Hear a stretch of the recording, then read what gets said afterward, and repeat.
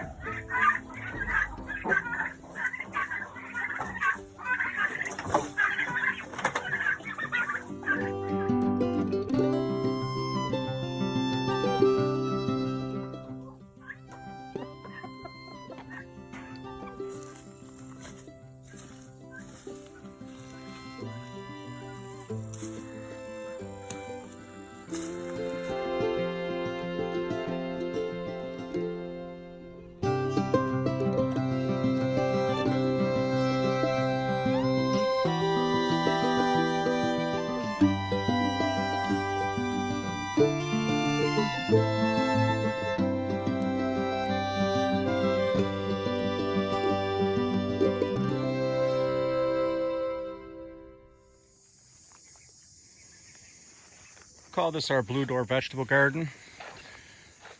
I think you can figure out why. Upon entering our garden, right here we've got our watermelon patch. A lot of the plants are dying for the year, but we've harvested several watermelons already. We have several more that are ready to go.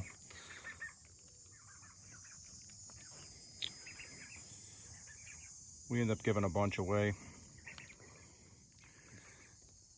We had 8 plants in the ground, yielded about 20 watermelons. As you can see, we've still got a lot left out here to harvest. We've harvested a bunch, we've given away a bunch, we've been eating a bunch. We're gonna try making some watermelon jam with some of the ones that are left, and I'm sure we won't have any problem finding homes for the others. The watermelons are crimson. We started them from seed in mid-April-ish inside, then transplanted them out here. And again, they grew really well. Next to the watermelons, we've got our sweet corn. We're not huge consumers of sweet corn, so we've got 4 rows in. It yielded more sweet corn than we really know what to do with. We've been eating what we can, giving away what we can.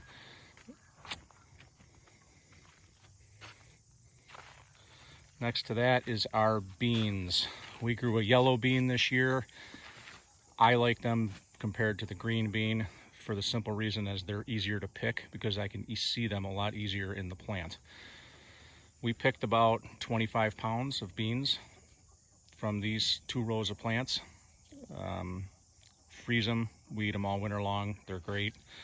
And you know, we won't need beans for quite some time from that patch.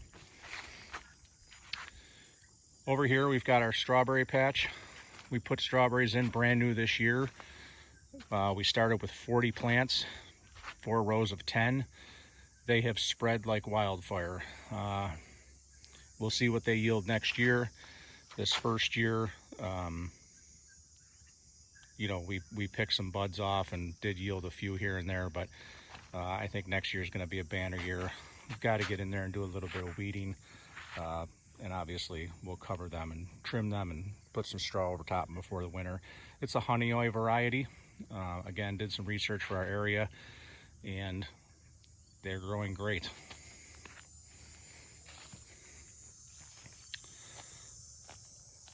Got some standard marigolds planted in the garden. They keep bugs away. They bring honeybees in to pollinate the plants. In my opinion, there's really no bad place to plug a marigold in.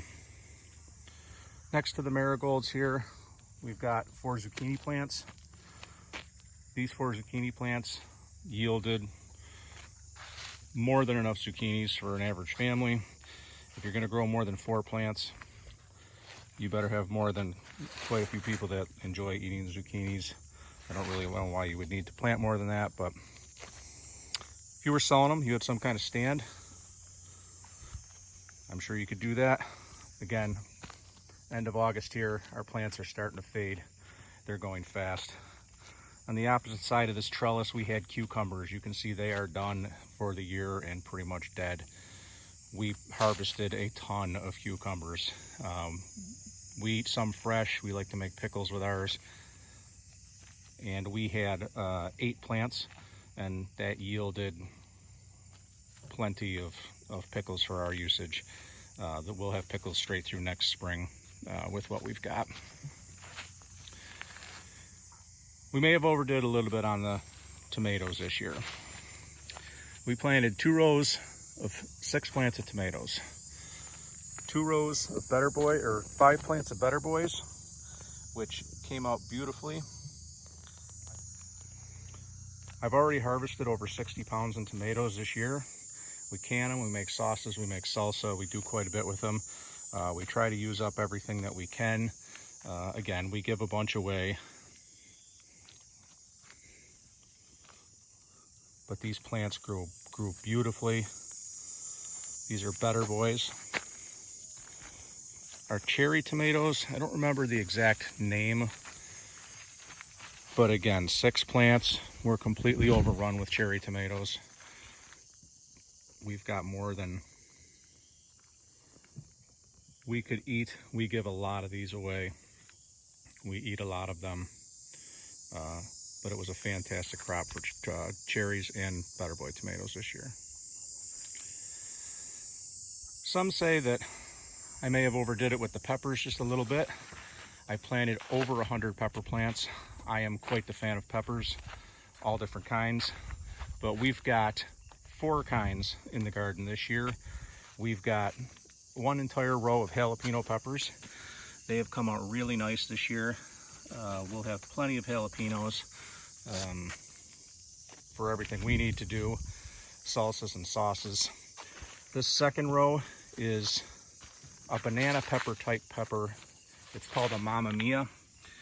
You can see these plants are loaded with them. We have more than enough. These we use for stuffed peppers. We use for seasoning. We'll dehydrate some. But they grew really, really well. One problem I've noticed with some of these pepper plants is they're falling over, and it don't take much. I had never strung up my peppers in the past. We got some pretty torrential rains this past spring, or early summer I should say, which caused more of the plants to fall. I'll show you over there, and I did end up stringing up a couple rows. So I think live and learn. Next year we're going to string up all the rows of peppers. There's a perfect example right there of one that just collapsed. The second type of pepper that we've got in the garden is poblanos. We've got about 12 poblano plants. The poblanos I love grinding up. I put them in to make pepper seasonings, that sort of stuff. And there's more than enough for our needs in those 12 plants. The last type of peppers that we have in the garden are 2 types of sweet peppers. We have a sweet pepper, that's just called sweet pepper. And then we have touchdown peppers, which is again a sweet pepper, just a different variety. We've got about 40 plants of these. These we dice up and we freeze. The ones that we can't eat currently, which obviously we can't eat all these. And again, this will provide us peppers for the entire year. I've harvested about 40 pounds of peppers already this year. Some of the plants are starting to collapse, as you can see. This section of our garden on the other side of the peppers was our pumpkin patch. Again, the plants are pretty much dead at this point. We planted 4 pumpkin plants, that was it, and it yielded 16 pumpkins.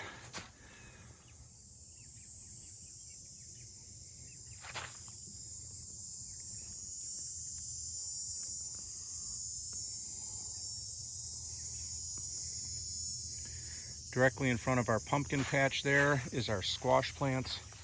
We planted 3 spaghetti squashes and 3 butternut squash plants.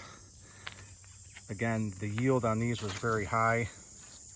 As you can see, there are more than enough spaghetti squash to go around.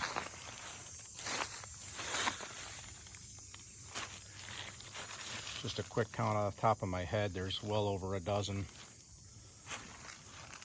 Our butternut squash came in really well. Both these varieties hold very well from my experience. You put these in a cool spot like a basement, and I think last year we were still literally cutting into these in April this spring. So they will last months and months on end, which makes them a great crop for storage and the like. But the butternut turned out really, really well. The last thing I'll show you, even though it's kind of a mess, is our asparagus patch. It came up really nice. We let it go to seed. Next year will be the first year we harvest that. It has got a lot of weeds in there right now. It needs to be weeded. But like I said, we haven't had rain in quite some time. The ground is rock hard. We're supposed to get some rain here in the coming days, and I'll weed it when the ground's a little softer. Right adjacent to that is a wildflower bed. We just threw in a variety of different wildflower seeds. A little spotty here and there, but they came up, made the garden look nice. This is what we call the survivor tomato. This tomato grew up all by its lonesome. Must have been one from last year, a cherry tomato seed that had somehow gotten into this crack underneath this raised bed and grew up out of there and became this plant. When I saw it was growing, I didn't have the heart to pull it because I said, this thing's a survivor. We're gonna let it grow and see what happens. Here's what's left of our cabbage crop, which is nothing. We've picked all the heads, we've processed them. We've made sweet and sour cabbage. We froze some, we ate some. We planted 8 plants. They grew fantastic, and some of the biggest heads that we've gotten ever this year came out of there. As you can see, I've got my helpers here. Our 2 14-week-old kittens that are our barn cats. They follow us around the homestead. One thing I wanted to point out is I do use the black weed fabric. I think it's the greatest thing ever. I'm not a huge fan of weeds. This takes a bunch of effort to lay down in the spring, and it takes a bunch of effort to take out in the fall, but it makes weeding almost zero. You simply burn a small little hole with a torch, plant your plant in the spring, and you're good to go for the summer. And I've got some pictures of earlier in the year when we first planted. I'll put some comparisons up for y'all.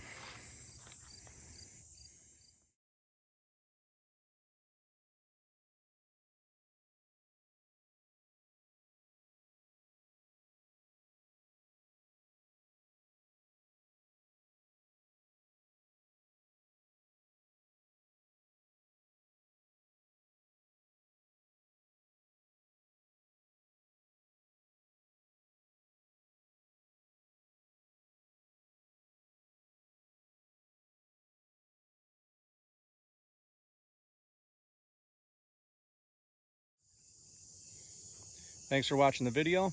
Hope you enjoyed our garden tour. If you did, subscribe, give us a thumbs up, tell us what you think, leave us some comments. Have a great day.